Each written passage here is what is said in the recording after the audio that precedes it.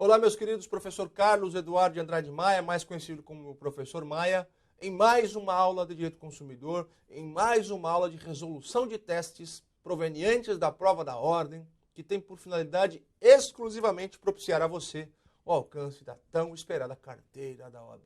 É o que a gente deseja, é para isso que nós estamos aqui, e é com o nosso esforço, com a sua disciplina, que nós juntos alcançaremos a sua aprovação no exame de ordem. Vamos lá estudar mais uma questão? Papel, caneta e mente aberta para a gente conseguir avançar no estudo na nossa questão. Vamos lá!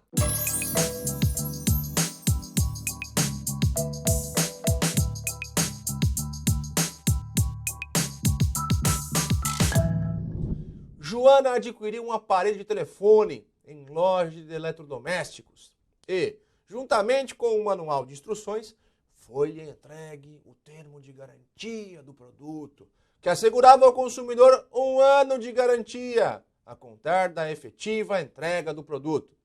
Cerca de 1 ano e 1 mês após a data da compra, o aparelho de telefone apresentou comprovadamente um defeito de fabricação.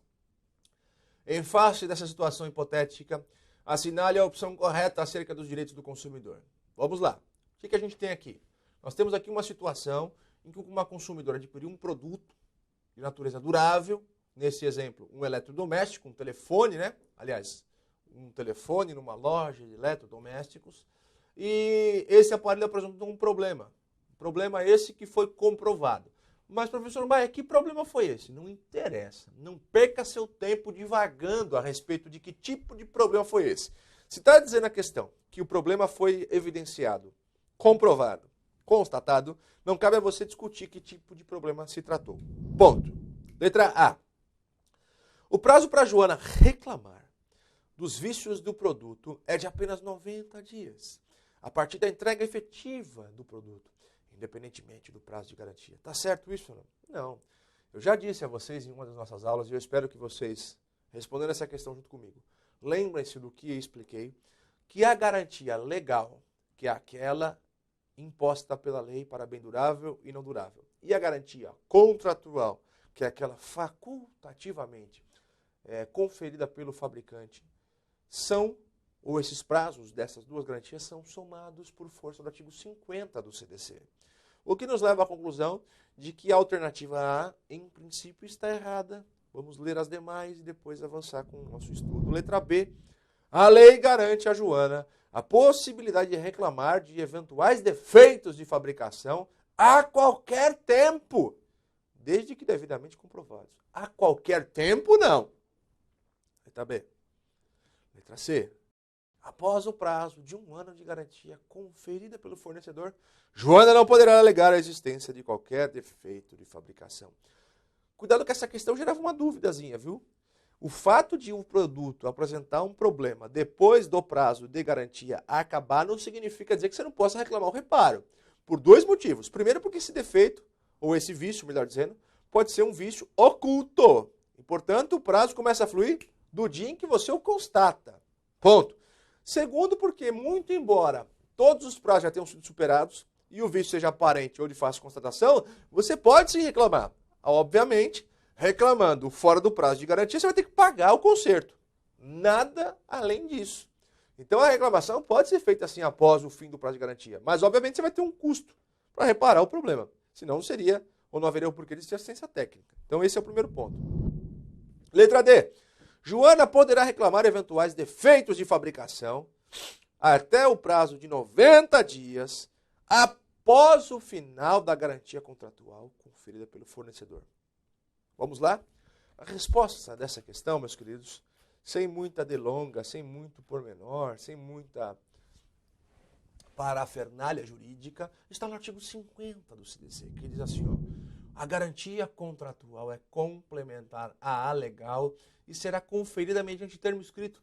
Eu expliquei isso para vocês numa aula anterior, em que falei do exemplo que aconteceu comigo, da cafeteira, que deu um problema, que estava viciada, não funcionava. Obrigação de reparo, que obviamente foi o que eles fizeram, porque estava dentro da garantia, sim. Se o lojista, ou melhor, o fabricante, te fornece 1 ano de garantia, e esse 1 ano é uma garantia contratual, se o produto é durável, você tem 1 ano mais 90 dias, vírgula. A não ser, como eu já disse, que o manual preveja de modo claro, expresso, incontroverso, que o prazo é de 1 ano, vírgula, sendo composto por 90 dias de garantia legal e 9 meses de garantia contratual. Isso é perfeitamente possível. Aí está tudo bem, a legislação permite que esse tipo de ponderação seja feita. Mas aí o cara não está te dando 1 ano de garantia, está dando 9 meses. Ele está te concedendo 9 meses de garantia, e não 1 ano. Você tem 1 ano porque você tem uns 9 meses mais 90 dias. Cuidado com isso na prova, hein? Não vai me errar uma questão boba como essa, uma questão de pontuação garantida aqui para você vacilar e não vacilar e ficar com 40 pontos de cara. É assim, ó. O prazo para a Joana reclamar dos vícios do produto é de apenas 90 dias. É de 90 dias por garantia legal, mas é de mais 1 ano por garantia contratual. E é a partir da entrega do produto, independentemente do prazo de garantia, não. Os prazos são somados, alternativa A, alternativa errada. Letra B. A lei garante à Joana a possibilidade de reclamar de eventuais defeitos de fabricação a qualquer tempo, desde que devidamente comprovados. Você pode reclamar de defeitos de fabricação, sim, mas não sem reparar. Esse defeito de fabricação pode aparecer de uma maneira póstuma, sem dúvida nenhuma. Póstuma, eu digo, pós-garantia. Só que a consequência é que você vai ter que reparar o dano. Como a questão versa sobre garantia, essa alternativa está errada, porque ela te leva à conclusão de que você poderia reclamar a qualquer tempo e a garantia deveria cobrir o reparo. Não é isso. A garantia só cobra o reparo se ocorrer o problema, ou se o problema for apresentado dentro do prazo que o fornecedor lhe confere. Então a alternativa também é errada. Letra C. Após o prazo de 1 ano de garantia conferida pelo fornecedor, Joana não poderá alegar a existência de qualquer defeito de fabricação. Balela, poderá sim. Evidentemente, se fora do prazo de garantia, vai ter que pagar. Se dentro do prazo de garantia, como é o caso, o reparo será imunizado financeiramente. Não vai ter que pagar nada. E letra D, que é a certa, Joana poderá reclamar eventuais defeitos de fabricação até o prazo de 90 dias após o final da garantia contratual conferida pelo fornecedor. Lembrem-se, artigo 50 CDC. O prazo de garantia contratual é complementar ao de garantia legal, somatória de prazos. 90 dias de bem durável, que é o caso de um telefone, consequência, 90 dias mais 1 ano, que é o que o fabricante lhe concedeu por livre e espontânea vontade. Consequência nessa questão, a alternativa certa é a letra D, do quê? De aprovados. Perfeito, meus queridos? Próxima questão, vamos lá para mais uma, para a gente avançar no nosso estudo de direito do consumidor. O mercado A comercializa o produto desinfetante W, fabricado por W Industrial. O proprietário do mercado B, que adquiriu tal produto para o uso na higienização das partes comuns de suas instalações, verifica que o volume contido no frasco está em desacordo com as invocações ou com o determinado na lei de consumidor. Isso é vício ou é defeito, hein? Você comprou um produto com menor quantidade do que o recipiente diz que ele tem. Vício, hein? Lembram disso?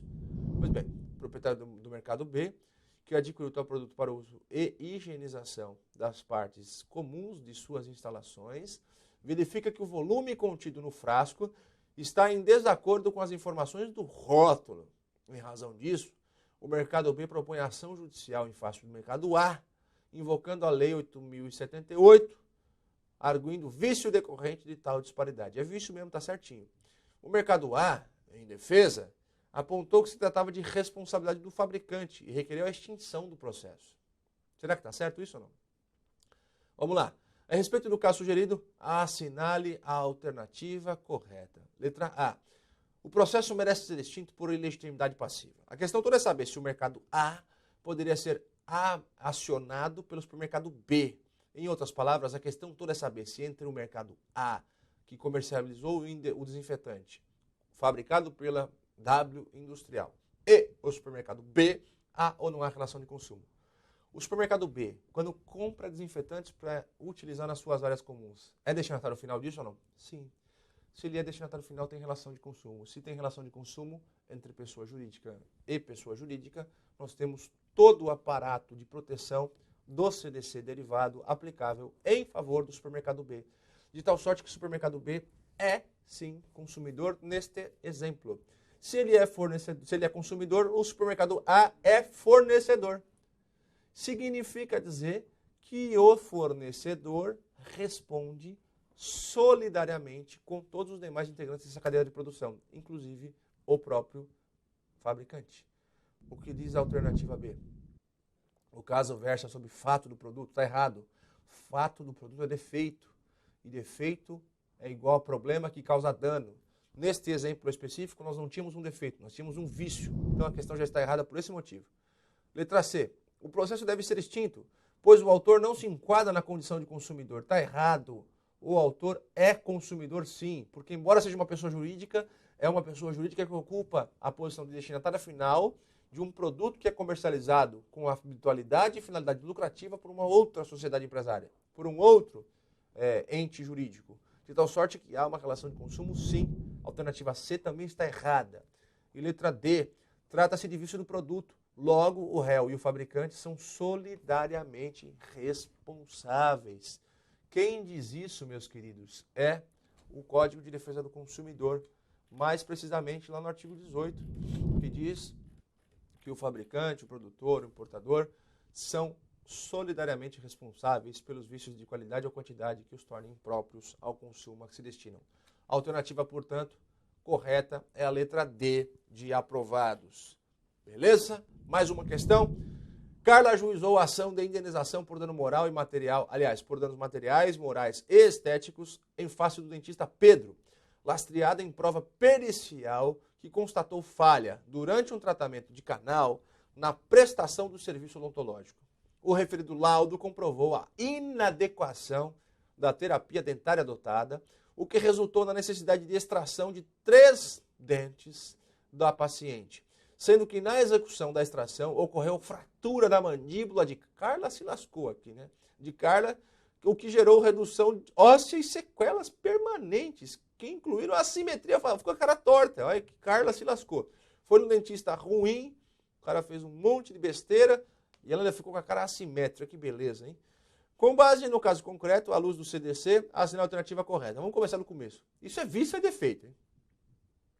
O dentista vai arrancar teu dente, arranca dente errado, compromete a parte óssea do teu rosto e ainda te deixa com a cara torta, isso é defeito, concorda? É um baita de um defeito. E isso motivou o ajustamento de uma ação de indenização por dano material, moral e estético por parte da Carla contra o dentista. E o que a gente quer saber aqui nessa questão é que tipo de responsabilidade tem o dentista em relação a Carla. Letra A. O dentista Pedro responderá objetivamente pelos danos causados à sua paciente, em razão do comprovado fato do serviço. É fato, de fato. No prazo decadencial de 5 anos. O prazo é de 5 anos, trata-se de defeito. Carla tem direito de acionar, sim, o Pedro, mas a responsabilidade de Pedro não é objetiva. Letra B. Haverá responsabilidade de Pedro, independentemente de dolo público, ou seja, objetivamente, diante da constatação de vício do serviço, no prazo decadencial de 90 dias. Para começar, não é vício, é defeito. Perfeito ou não? O prazo, portanto, não é de 90 dias, e sim de 5 anos. Então nós temos 2 problemas aí nessa alternativa, o que a torna absolutamente errada. Letra C. A obrigação de indenizar por parte de Pedro é subjetiva e fica condicionada à comprovação de dolo ou culpa. Se a responsabilidade, por regra no CDC, é subjetiva, essa responsabilidade no Código de Defesa do Consumidor sofre uma exceção. A exceção está prevista lá no Código de Defesa do Consumidor, no artigo que trata dos profissionais liberais, em que a responsabilidade do profissional liberal será objetiva? Não, objetiva é a regra. A do profissional liberal é subjetiva. Então veja lá, alternativa C. A obrigação de indenizar por parte de Pedro é subjetiva e fica condicionada à comprovação de dolo ou de culpa, negligência, imprudência ou imperícia do dentista nesse caso. Tá certo essa questão? Me parece que sim. E letra D. Inexiste relação de consumo no caso em questão, pois é uma relação privada que encerra a obrigação de meio pelo profissional liberal, aplicando-se o Código Civil. Que a obrigação é de meio, é fato, porque não se trata de uma obrigação, de uma intervenção que seja de natureza estética, em que o contrato seria de resultado. é uma cirurgia, um tratamento clínico, e a obrigação de fato é de meio. O que não significa dizer que por ser de meio a responsabilidade é subjetiva. A subjetividade da responsabilidade do dentista nesta situação está atrelada ao fato de imposição do próprio CDC, que diz, no parágrafo 4º do artigo 14 do CDC, que a responsabilidade pessoal dos profissionais liberais será apurada mediante a verificação de culpa. Em outras palavras, meus queridos, qualquer profissional liberal responde sim, mas subjetivamente pelos danos que causar, em virtude da negligência, da imprudência ou da imperícia que ficarem evidenciadas na sua conduta. Resposta certa, portanto, nessa questão é a letra C de aprovados. Pois bem, meus queridos, com esta última questão, encerramos o nosso estudo sobre Código de Defesa do Consumidor. Espero que com estas aulas vocês consigam alcançar o objetivo de vocês, que é a obtenção do resultado favorável no exame de ordem. A aprovação na primeira fase, quiçá com o acerto das 2 questões de direito do consumidor. Não deem importância diminuta a 2 questões de CDC, porque diferença existe entre 38 e 40 pontos. Espero que com essas simplórias aulas vocês consigam alcançar o resultado que desejam, que é a aprovação no exame de ordem, e contem sempre comigo. Estarei à disposição de vocês para o que der e vier, sobretudo em exame de ordem. Não se esqueçam, compartilhem esses vídeos com seus amigos, pois, assim como você, eles também têm a intenção de obter a aprovação. E é o que nós, professores, desejamos a todos vocês. Muito sucesso e até a próxima aula!